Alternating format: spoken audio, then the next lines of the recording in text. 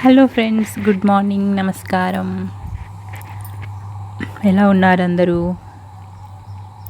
పొద్దున్నే ఏదో ఒకటి తినకపోతే ఎండాకాలంలో చాలా ఇబ్బందిగా ఉంటుంది. ఆకలిగా. చలికాలంలో కాస్త లేట్ అయినా బ్రేక్ఫాస్ట్ చేయడం కానీ లంచ్ కానీ ఏమనిపించేది కాదు. కానీ ఎండాకాలం వచ్చిన తర్వాత ఆకలి, బయట ఎండ చురుక్కుమనేసరికి కడుపులో ఆకలి కూడా చురుక్కుమంటుంది. ప్రొద్దున లేవగానే వంట అయిపోవాలి అంటే ఎన్ని ప్రిపేర్గా ఉండాలి, ఎన్ని రెడీగా ఉండాలి, ఇది వంట వచ్చిన వాళ్ళకి, వంట చేసే వాళ్ళకే తెలుస్తుంది. చాలామంది ఇంట్లో మగవాళ్ళకి వంట కొంచెమన్నా తెలిసిన వాళ్ళకైతే అర్థమవుతుంది. కానీ వంట అంటే అదేదో అలా మహిమతో అయిపోతుంది అనుకుంటారో ఏమిటో తెలీదు. వంటని పెద్ద పనిగా పట్టించుకోని వాళ్ళకి ఈ వీడియో కొంచెం హెల్ప్ అవుతుంది, అర్థమవుతుంది. వంట ప్రొద్దున్నే మనము 7 గంటలకో 6 గంటలకో వంట రెడీ చేయాలనుకోండి, ఎన్ని రెడీగా ఉండాలండి ప్రొద్దున్నే. ముఖ్యంగా ఫస్ట్ వంటగది శుభ్రంగా లేకపోతే అసలు వంట చేయాలనిపించదు. మనకు ఏది ఎక్కడ పెట్టినా మనకి ఏదో జిడ్డుగా మురికిగా అనిపిస్తుంటుంది. ఖచ్చితంగా మనం నైట్ పడుకునేటప్పుడు 11 అయినా సరే, 11:30 అయినా సరే, 12 అయినా సరే వంటగదిని శుభ్రం చేసుకోక తప్పదు. మళ్ళీ శుభ్రం చేసిన తర్వాత కూడా బొద్దింకలు ఉంటే అవి అటు ఇటు పాకుతుంటాయి. ఎంత మనం శుభ్రంగా ఉన్నా అపార్ట్మెంట్స్లో ఎక్కడో ఒక దగ్గర నుంచి బొద్దింకలు వస్తూనే ఉంటాయి. ఇలా మనం మళ్ళీ మార్నింగ్ ఒకసారి మళ్ళీ వైప్ అవుట్ చేసుకోవాల్సిందే. తర్వాత ఇక గిన్నెలు రాత్రి శుభ్రంగా కడిగి పెట్టుకుంటే ప్రొద్దున వంట తొందరగా అయిపోతుంది. ప్రొద్దున్నే గిన్నెలు తోముకోవడానికి చాలా టైం పడుతుంది. ఆ లోపల మనకు ఆకలి వేసేస్తుంది. మన నైట్ గిన్నెలు తోముకోవడం ఎలా ఉందంటే, ఇప్పుడు ఈ ఎండాకాలంలో ఇదివరకు అయితే కాస్త గిన్నెలు కడుక్కోవడానికి ఇబ్బంది ఏం లేకుండే. ఇప్పుడు ఈ మూసిన వంట గదుల్లో చాలా కష్టంగా ఉంది. అసలు అక్కడ చాలా సఫకేషన్. దాంతో గిన్నెలు నైట్ కడగడం ఇబ్బందిగా ఉంది. మార్నింగ్ లేసి గిన్నెలు కడుక్కోవాలి, వంట చేసుకోవాలి. మరి కూరగాయలు కట్ చేసుకోవాలి.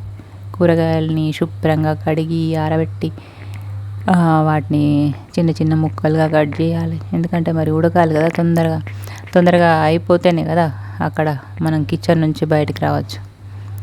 మరి కూర చేయడానికి ఎన్ని కావాలి? గిన్నెలన్నీ తోముకొని అలా పెట్టుకోగానే కూడా అయిపోదు. అప్పుడు నా చిన్నతనంలో మా అమ్మ వాళ్ళ కాలంలో ఏంటంటే, వాళ్ళు ఉండే ఇల్లు వేరు. గిన్నెలు కడిగిన తర్వాత అలా బోళ్ళ చిక్కుని బయట పెట్టేస్తే ఎండపడి అవి చక్కగా ఆరేవి. ఇంకా తెచ్చేసుకొని వాళ్ళు టకటక వంటలు చేసుకునేవారు. ఇప్పుడు మనం కడిగిన గిన్నెలు ఆరడానికి చాలా టైం పడుతుంది. మళ్ళీ ఆ వాటర్ని మనకు ఒక్కోసారి వాడాలనిపిస్తుంది, ఒక్కోసారి వాడాలనిపించదు. తుడుచుకోవాలి నీట్గా. అన్ని గిన్నెల్ని తుడుచుకొని ఎక్కడవక్కడ సర్దుకునేసరికి మనకు ఒక పావుగంట 20 నిమిషాలు, చాలా ఎక్కువ మంది ఉంటే అర్ధగంట పడుతుంది. వాటన్నిటినీ ఎక్కడిదక్కడ అమర్చుకోకపోతే అవి దొరకవు. వంట చేసేటప్పుడు మనం చిన్న గిన్నెలోకి పెద్ద గిన్నెలోకి చిన్న గంట పెట్టి వండాల్సి వస్తుంది. అలా అన్నమాట. ఇలా ఈ గిన్నెల్ని సర్దుకోవాలి. ఆ తర్వాత మనకి ఏం వంట చేస్తున్నాము ఆ పదార్థాలు సిద్ధం చేసుకోవాలి. ఒక ఉప్మా చేయాలన్నా కూడా ఎంత ఉప్మా చేస్తున్నాం, దానికి సరిపడా గిన్నె, మూత, దానికి ఒక గంటె ఇవి తెచ్చుకొని దానికి కావాల్సినవన్నీ ఫ్రిడ్జ్లో నుండి తీసుకోవాలి. అవి కడిగి పెట్టుకున్నవైతే తొందరగా కట్ చేసుకోవచ్చు. మరి కడిగి పెట్టుకుంటే కొన్ని పాడవుతున్నాయి కూడా. వాటిని కడిగితే చాలా వెంటనే వైప్ చేసి శుభ్రంగా గాలికి ఆరబెట్టి టిష్యూ పేపర్స్ పెట్టి డబ్బాలో పెట్టుకోవాలి. ఆ తర్వాత అవి పాడవుతే ఒక్కొక్కటి తీసేసుకుంటూ వాడుకోవాలి. పచ్చిమిర్చి, కరివేపాకు, కొత్తిమీర లాంటివి. ఇక ఇదంతా ఎందుకనుకుంటే అప్పటికప్పుడు తీసుకొని కడుక్కొని ఇది బెస్ట్. ఎందుకంటే మళ్ళీ వాటిని కడిగినవి వాటిలో ఏదో ఒకటి నల్లగా అయిపోతే పక్క వాటికి అంతా నలుపు వచ్చేస్తుంది.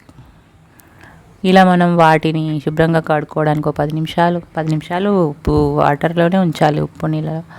ఆ తర్వాత వాటిని ఆరబెట్టి 10-15 నిమిషాలు ఉప్పు నీళ్ళలో ఉంచి ఆరబెట్టి, లేకుంటే తడిగానో కట్ చేసుకొని అప్పుడు ఆ ఉప్మాకి సంబంధించిన గిన్నె పెట్టి ఇట్లా మరి ఈ ఉప్మాకి సంబంధించిన గిన్నె రావాలంటే ఈ గిన్నెలో నుంచి తీయడం కష్టం. అందుకే అంటున్నా, ముందు గిన్నెలు సర్దుకోకుండా వంట చేయడానికి వెళ్తే అక్కడ చాలా పెద్ద ఇబ్బంది అవుతుంది అనమాట. సర్కస్ స్వీట్లు చేయాల్సి వస్తుంది.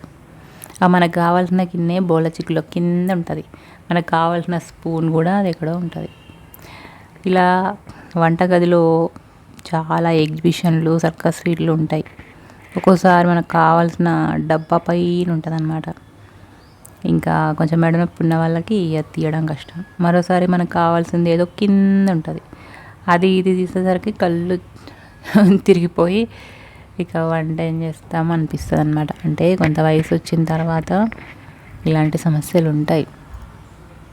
పూర్వకాలంలో ఇళ్ళల్లో మరి లేవా అంటే, కొంచెం విశాలంగా ఉన్న వాళ్ళకి ఇంత పైకి కిందికి పెట్టుకునే పని లేకుండా, ఇంత పై వరకు లేకుండా, ఇంత సామాన్లు, ఇన్ని గిన్నెలు, ఇన్ని వంటలు కూడా లేవు. అప్పుడు కొన్ని గిన్నెల్ని వాళ్ళు ప్రొద్దున ఒకసారి మళ్ళీ సాయంత్రం ఒకసారి ఖచ్చితంగా కడిగేవాళ్ళు. అంటే నా చిన్నతనంలో అయితే మేము ప్రొద్దున లేవగానే ఫస్ట్ గిన్నెలన్నీ తోమేసుకునేవాళ్ళం. మా అమ్మ కడిగేది. కొంచెం పెద్ద అయ్యాక నేను కూడా అమ్మకి హెల్ప్ చేసేదాన్ని. ఇంకా వంట అయిపోయిన తర్వాత ఇంకా ప్రొద్దున ఒకవేళ టీ తాగితే టీ గిన్నెలను ఒకసారి కడుక్కొని వచ్చేవాళ్ళం బావి దగ్గరికి వెళ్ళి. మళ్ళీ వంట అయిన తర్వాత అమ్మన్నీ వంట గిన్నెలన్నీ కడిగేసుకునేది. అలా ఇంకా భోజనాలు అయిన తర్వాత ఇవన్నీ మళ్ళీ సాయంత్రం అవన్నీ ఒకసారి 4 గంటలకు 5 గంటలకు గిన్నెలు తోముకోవడం. ఇలా మళ్ళీ నైట్ కూడా ఒకసారి కడుక్కోవడం. లేదు నైట్ కొంతమందికి తిన్న తర్వాత కాస్త నీరసంగా ఉంది, పొద్దున్న నుంచి చేస్తున్నాం అనుకుంటే రెస్ట్ తీసుకొని మళ్ళీ మార్నింగ్ లేవగానే గిన్నెలన్నీ కడుక్కోవడం. ఇలా గిన్నెలు కడుక్కోవడం అనేది నిరంతర ప్రక్రియ. మనం తినడము నిరంతర ప్రక్రియ, గిన్నెలు కడుక్కోవడము నిరంతర ప్రక్రియ. మనం ఇలా కడిగి వండామంటే మళ్ళీ తింటాం, పడేస్తాం. సింక్లో గిన్నెలు అలా వస్తూనే ఉంటాయి. అలా అన్నమాట. ఇలా ఉంటుంది వంట అంటే. ఇప్పుడు వంట అంటే ఒకటే పని కాదు, చాలా పనులు ఉంటాయి కదా వంట చెయ్యడానికి. ఇక రుచి విషయానికి వస్తే, మనం చిన్న ఉప్మానే అనుకోండి, ఉదాహరణ చెప్తున్నాను. ఉప్మా చేయడానికి కూడా అందులోకి కావాల్సిన పదార్థాలు లేకపోతే రుచి మారిపోతుంది. కరివేపాకు, కొత్తిమీరాకు, పచ్చిమిర్చి, అల్లం ముక్కలు, ఆవాలు, జీలకర్ర, ఇంకా ఇష్టంగా చేసుకునే వాళ్ళకైతే మినప్పప్పు, శనగపప్పు, పల్లీలు, రవ్వని కాస్త దూరగా వేయించుకొని పెట్టుకుంటే టేస్ట్. సరిపడినంత వేసరు పెడితే, 1 గ్లాస్కి 3 గ్లాసులు పెట్టినట్టయితే కనుక కాస్త స్మూత్గా వస్తుంది. డైజెస్ట్ అది ఈజీగానే అవుతుంది. కానీ మనం బియ్యం రవ్వ ఉప్మా లాంటివి చేసుకున్నప్పుడు, గోధుమ రవ్వ ఉప్మా చేసుకున్నప్పుడు కాస్త ఎక్కువ ఎసరు పెట్టుకోవాలి.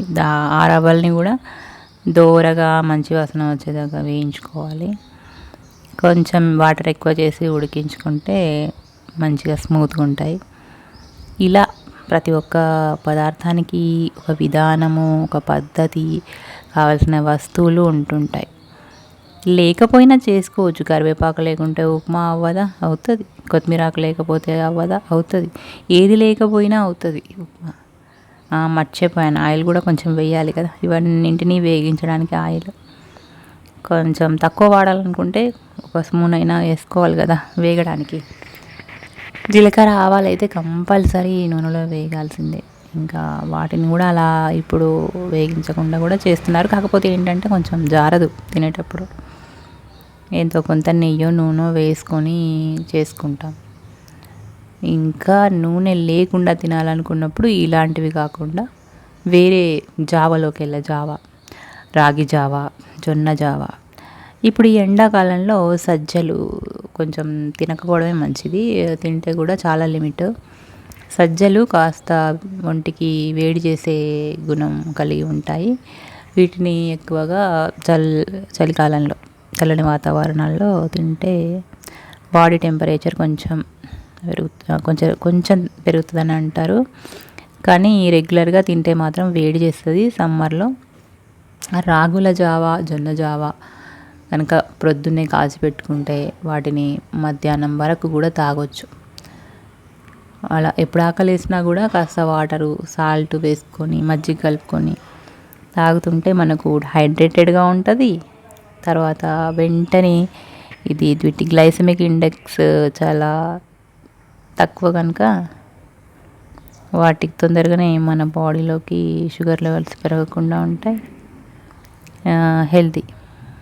కాకపోతే ఇక్కడ వచ్చిన ఒక చిన్న ఇబ్బంది ఏంటంటే కొంచెం సెన్సిటివ్ గట్ ఉన్న వాళ్ళకి ఇంకా ఈ ఎక్కువగా ఫైబర్ ఉన్న ఫుడ్ ఎక్కువ తింటే డైజెషన్ అవ్వదు. అంటే పొద్దున్న జావ తీసుకున్నామండి, ఓకే, ఇంకా మధ్యాహ్నము మళ్ళీ ఎలా ఇలాంటి ధాన్యంతో రైస్ అలా ప్రతిదీ ఇలా తింటే కొంచెం గ్యాస్ ప్రాబ్లం వచ్చే అవకాశాలు ఉంటాయి అన్నమాట. అందరికి కాదు, కొందరికి చెప్తున్నాను. కాబట్టి ఇక మినిమంగా మనం తక్కువ తినాలి. ఇలాంటివి తిన్నప్పుడు తక్కువ క్వాంటిటీ తీసుకోవాలి. ఒకసారి ఇది తీసుకున్నాం కాబట్టి మళ్ళీ లంచ్లో కొంచెం డిఫరెంట్గా అలా పూర్వం నుంచి కూడా చెప్పేవాళ్ళు అనమాట, రిపీట్ కాకుండా తినాలి అనేసి. ఒకరోజు తిన్న ఆహారాలు నెక్స్ట్ డే తినేవాళ్ళు కాదు. మా తాతమ్మలు, అమ్మమ్మలు, తాతయ్యలు ఈరోజు వండిన కూరని ఈరోజే తినేసేవాళ్ళు. అప్పుడు ఫ్రిడ్జులు లేవు, ఉన్నా కూడా మళ్ళీ నెక్స్ట్ డే అవే కూర తినకూడదు అనేవాళ్ళు. ఎందుకంటే అలా మార్చుతూ తింటే మంచిది అనేవాళ్ళు డైజెషన్కి. ఇంకా ఏం లాభాలు ఉంటాయో వాటికి. అంటే వాళ్ళు ఏ పర్పస్లో చెప్పారు అంటే నేను అనుకుంటాను డైజెషన్కి ఇబ్బంది అవ్వకుండా, మరొకటి రిపీటెడ్గా అదే కూర తినడం వల్ల దానిలో ఉన్న మంచికి బదులు ఏదైనా కొంచెం చెడు, అంటే వేడి చేసే గుణం ఉందనుకోండి, రిపీటెడ్గా తింటే వేడి చేయొచ్చు. ఒక రోజుతో మంచి చెడు అన్నీ ఒక రోజుతో అయిపోతాయి. మళ్ళీ నెక్స్ట్ డే ఇంకొకటి, మళ్ళీ నెక్స్ట్ డే ఇంకొకటి. అసలు ఇంకా కొంతవరకైతే నా చిన్నతనంలో పొద్దున్న తిన్న కూర సాయంత్రం తినేవాళ్ళు కాదు. పొద్దున్న ఏదో ఒకటి వండితే అందరూ వేసుకునేవాళ్ళు, అయిపోయేది. ఈవినింగ్ మళ్ళీ ఇంకొక కూర అనమాట. ఎక్కువ తక్కువ ప్రొద్దున్నే 4 కూరలు చేసుకునేవాళ్ళు కాదు అప్పటి వరకే. సాయంత్రం మళ్ళీ అప్పటి వరకే, అంతే. వేడిగా అనమాట, వండగానే తినడం. ఇలా అది ఫ్రెష్గా ఉండేది. చాలా పని కూడా తక్కువే. ఇప్పుడు ఏమవుతుందంటే ఒకేసారి 4-5 ఐటమ్స్ చేసి పెట్టుకుంటే అవి ఎట్లా తింటారు. ఇప్పుడు ఒకటి ఉందంటే ఆకలిస్తే తింటాం, 4 ఉన్నప్పుడు నచ్చింది తింటాం, మళ్ళీ ఇంకొకటి మిగిలిపోతుంది, దాన్ని ఫ్రిడ్జ్లో పెట్టడం, మళ్ళీ సాయంత్రం అది ఉంటుంది, వండుకోబుద్ధి అవ్వదు. ఇలా ఎక్కువ పదార్థాలు చేసుకోవడం వల్ల పెద్ద లాభమే ఉండదు. కాకపోతే 2-3 కూరలు పెట్టుకొని తినాలి అంటున్నారు హెల్త్కి. 2-3 కూరలు పెట్టుకొని తింటే మంచిదే, కానీ తినాలి మరి వండుకున్నప్పుడు. చాలా టైం కూడా పడుతుంది, 2-3 కూరలు వండడానికి టైం కూడా పడుతుంది. ఫ్రెష్గా తినాలనుకున్నప్పుడు, కొంచెం వండింది వెంటనే తినాలనుకున్నప్పుడు 4-5 కూరలు వండుకొని ఫ్రిడ్జ్లో పెట్టకుండా 2 కూరలు, 1 కూర అయినా సరే వెంటనే తినేస్తే మనకి బాడీకి కూడా పోషకాలు అందుతాయి. ఇంకా దాన్ని వండి టేబుల్ మీద అలా పెట్టేసి, లేకుంటే కూరలు ఎక్కువ తినాలి అనేసి ఏదో వండుకొని తినేటప్పుడు మళ్ళీ తినాలనిపించక ఫ్రిడ్జ్లో పెట్టేసుకొని, ఇలా కన్నా వండుకున్నది తినేసి మళ్ళీ కావాలంటే మళ్ళీ వండుకున్నది మళ్ళీ తినేసి. ఆ ఎండాకాలంలో ఇన్నిసార్లు ఎలా వండుతాము అంటున్నారా? అవును, ఇది ఎండాకాలంలో చాలా కష్టం.